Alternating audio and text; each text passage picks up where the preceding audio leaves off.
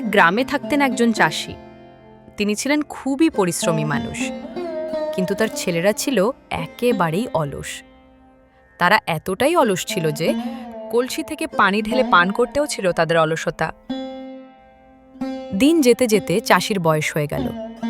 শরীর আর আগের মতো শক্তিশালী রইল না।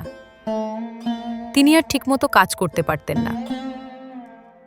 ফলে তার জমিতে আগের মতো ফসল ফলত না। চাষি চিন্তায় পড়ে গেলেন।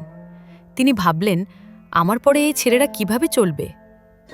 অনেক ভেবে একদিন চাষির মাথায় একটি বুদ্ধি এলো। তিনি ছেলেদের ডেকে বললেন, শোনো তোমরা, আমার বিদায়ের সময় খুব কাছে। আমি জানি আমার জমির মাটির নিচে কিছু খুব মূল্যবান জিনিস লুকানো আছে।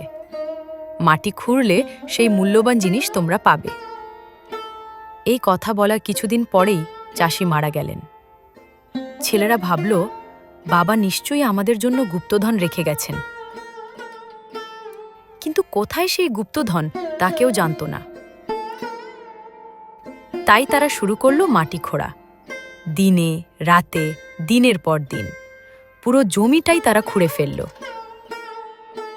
কিন্তু কোনো গুপ্তধন পাওয়া গেল না। তখন তারা জমিতে বীজ বুনল। আর কিছুদিন পর জমিতে আগের চেয়ে অনেক বেশি ফসল ফলল। এত ফসল তারা কোনোদিন দেখেনি। ছেলেরা তখন বুঝতে পারল, বাবা আসলে গুপ্তধনের কথা বলেননি। বাবা তাদের শেখাতে চেয়েছিলেন পরিশ্রমের মূল্য।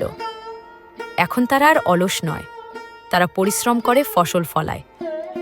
আর বাবার কথা মনে করে তারা বলে, পরিশ্রমী মানুষের আসল সম্পদ।